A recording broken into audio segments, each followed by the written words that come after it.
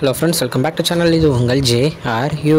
ஒரு சூற காத்து காத்து காத்து என்ன பார்த்து சூற காத்து காத்து.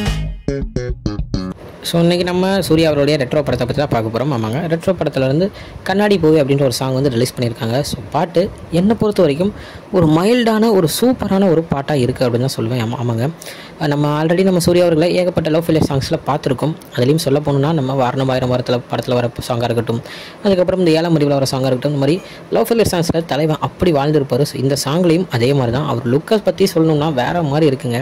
இந்த லாங் ஹேர் வித் அந்த தாடியோட வேறு மாதிரி சூப்பராக இருக்கார். ஸோ ஒரு லவ் ஃபெயிலியர் சாங் இருக்குது, அதுவும் சந்தோஷ் நாராயணன் அவருடைய குரலில் அவரே பாடியிருக்கிறது பாட்டுக்கு இன்னும் கொஞ்சம் மெருகேற்றிருக்கு அப்படின்னு தான் சொல்லணும். ஸோ சூர்யா அவருடைய எக்ஸ்பிரஷன்ஸாக இருக்கட்டும், அவருடைய அந்த ஃபேஸில் கொடுக்குற அந்த ரியாக்ஷன்ஸாக இருக்கட்டும், சாங்கை ரொம்ப ரொம்ப ரொம்ப ரொம்ப மாசாக்கியிருக்கு.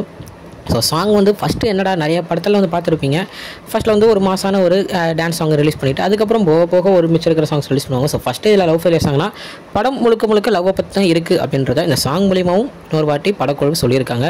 ஸோ ரெட்ரோ திருப்பி ஒரு சூப்பரான ஒரு இன்ட்ரோவாக இருக்கும் அப்படின்ற ஒரு நம்பிக்கை எனக்கு இருக்குது சூர்யா சாருக்கு.